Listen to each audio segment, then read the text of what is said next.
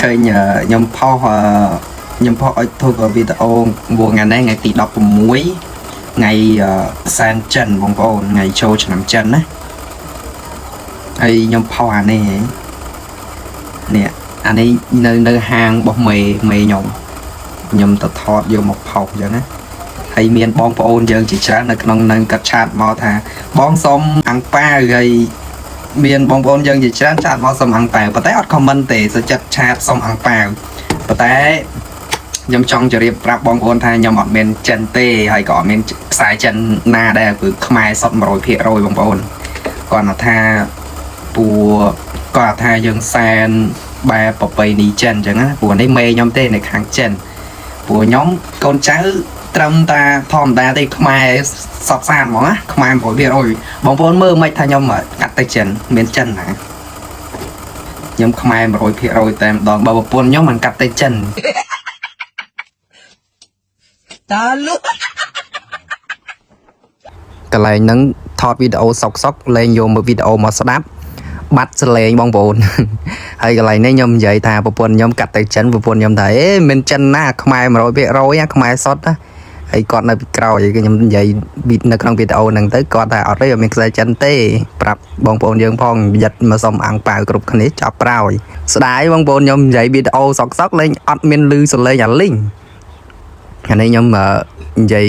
យកមកខ្ញុំយកមក voice over បងប្អូនហើយក៏ប្រាប់បងប្អូនយើងដែរថាខ្ញុំឃើញបងប្អូនយើងឆាតមកទៅខ្ញុំអត់បានចូលតបបងប្អូនអញ្ចឹងខ្ញុំខ្លាចបងប្អូនយើងថាខ្ញុំហ្នឹងមើលអញ្ចឹងណាតែអានេះអត់ទេបងប្អូនអានេះដោយសារខ្ញុំរវល់ធ្វើការពេលអញ្ចឹងខ្ញុំអត់សូវមានពេលតបឆាតណាបងប្អូនហើយនេះក៏ខ្ញុំសូមប្រាប់បងប្អូនយើងដែរថាខ្ញុំខ្មែរ 100% បងប្អូនហើយបងប្អូនមើលកន្លែងណាតែខ្ញុំចិនបើសិនខ្ញុំចិនខ្ញុំទៅស្រុកហើយបងប្អូននៅនឹកផ្ទះហងទៅស្រុកទៅលេងស្រុកលេងពុកលេងម៉ែរងចាំតាចូលឆ្នាំនេះបងប្អូនព្រោះធ្វើការមួយឆ្នាំឈប់តែ2ដងទេចូលឆ្នាំហើយនឹងប្រជុំបិណ្ឌហើយចូលឆ្នាំរយៈពេល2ខែទៀតដល់ចូលឆ្នាំហើយអញ្ចឹងចិត្តបានទៅលេងផ្ទះហើយបងប្អូនណាខ្លះជប់ខ្សែចិនសុំអាំងប៉ាវបងប្អូននិយាយលេងណាបងប្អូនហើយសុំទោសដល់ពុកម៉ែបងប្អូនផងព្រោះឃើញគាត់ឆាតមកទៅខ្ញុំអត់បានចូលតបឆាតគាត់ណាដោយសាររវល់បងប្អូនពេលអញ្ចឹងអត់សូវមានពេលកាន់ទូរស័ព្ទខ្ញុំអត់សូវតនេបងប្អូនបើតនេទៅគាត់ឆាតតបបងប្អូនយើងហើយវីដេអូក៏មានតែប៉ុណ្្នឹងបងប្អូនបនចូលឆ្នាំប្រពៃណីចិនហើយជូនពរបងប្អូនសុខភាពល្អតាណាវណ្ណាសុវត្ថិភាពបងប្អូនឃើញខ្ញុំផុសឲ្យធ្វើវីដេអូមួយថ្ងៃទី16ថ្ងៃសែនចិនបងប្អូនថ្ងៃចូលឆ្នាំចិនណាហើយខ្ញុំផុសអានេះអានេះ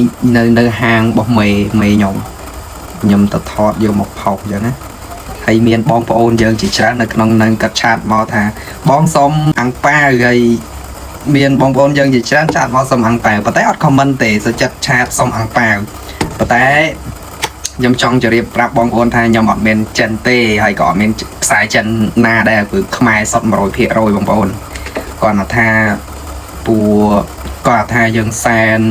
បែបប្រពៃណីចិនអញ្ចឹងណាព្រោះនេះមេខ្ញុំទេនៅខាងចិនព្រោះខ្ញុំកូនចៅត្រឹមតាធម្មតាទេខ្មែរ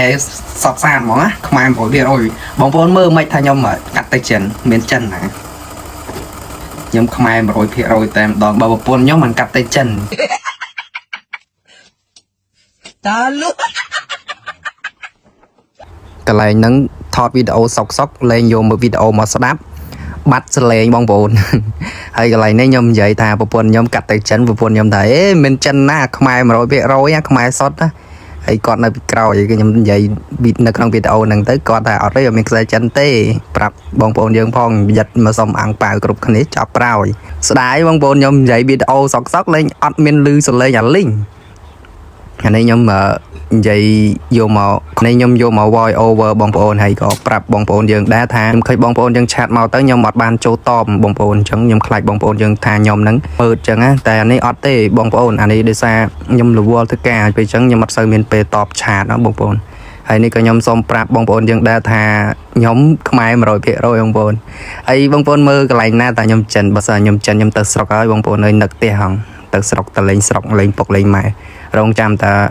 ចូលឆ្នាំនេះបងប្អូនព្រោះធ្វើការមួយឆ្នាំឈប់តែ2ដងទេចូលឆ្នាំហើយនឹងប្រជុំបិណ្ឌហើយចូលឆ្នាំរយៈពេល2ខែទៀតដល់ចូលឆ្នាំហើយអញ្ចឹងចិត្តបានទៅលេងផ្ទះហើយ ហើយបងប្អូនណាខ្លះជប់ស្អែកចិនសុំអាំងប៉ាវមកបងប្អូន និយាយលេងណាបងប្អូនហើយសុំទោសដល់ពុកម៉ែបងប្អូនផងព្រោះឃើញគាត់ឆាតមកទៅខ្ញុំអត់បានចូលតបឆាតគាត់ណាដោយសាររវល់បងប្អូនពេលអញ្ចឹងអត់សូវមានពេលកាន់ទូរស័ព្ទខ្ញុំអត់សូវតនេបងប្អូនបើតនេទៅគាត់ឆាតតបបងប្អូនយើងហើយវីដេអូក៏មានតែប៉ុណ្្នឹងបងប្អូនបនចូលឆ្នាំប្រពៃណីចិនហើយជូនពរបងប្អូនសុខភាពល្អតាណាបណ្ណាសុវត្ថិភាពបងប្អូន